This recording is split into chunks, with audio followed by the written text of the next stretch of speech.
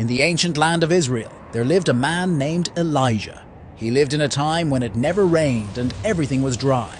Rivers dried up, crops withered, and the earth cracked under the scorching sun. People were worried, but Elijah believed that God would help them.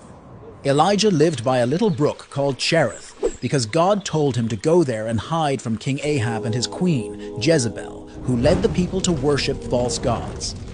Every day, black ravens brought Elijah bread and meat so he could survive far from the city.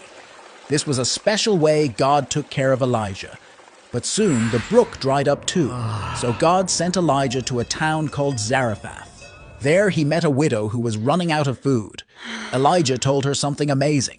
If she shared her food with him, God would make sure her food didn't run out until it rained again. And that's exactly what happened. Her jar of flour and jug of oil never ran out. The widow had a son who got very sick. He stopped breathing and died. Elijah was very sad and prayed to God, and miraculously the boy started breathing again. The woman was so happy and knew that Elijah was truly close to God.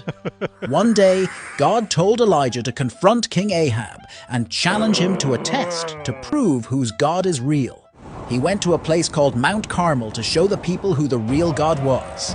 He challenged the prophets of a false god, Baal. They both would sacrifice a bull on an altar, but they wouldn't start the fire themselves. Instead, they would ask their gods to do it. The prophets of Baal tried all day, but nothing happened. Then it was Elijah's turn. He repaired the altar of God that had been broken, placed his sacrifice upon it, and even poured water over it. He prayed, and suddenly fire came down from the sky and burned up his sacrifice. Everyone was amazed and realized that Elijah's God was the real God. After this, Elijah prayed for rain on top of Mount Carmel. A tiny cloud grew bigger and bigger. Then it started to rain. Whoa. Everyone was so relieved and happy. After Elijah made it rain, Queen Jezebel got really angry.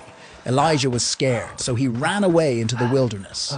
While Elijah was hiding and feeling really alone, something amazing happened. God spoke to him. God told Elijah that he wasn't alone. There were lots of other people who now believed in God. This made Elijah feel much better. God also told him about new things to do and about a man named Elisha who would help him and one day be his successor. One day when he was with Elisha, a fiery chariot with fiery horses came and took Elijah right up to heaven. Elijah's journey was filled with miracles and the power of God. It teaches us about having faith and trusting in God, even when things seem really tough.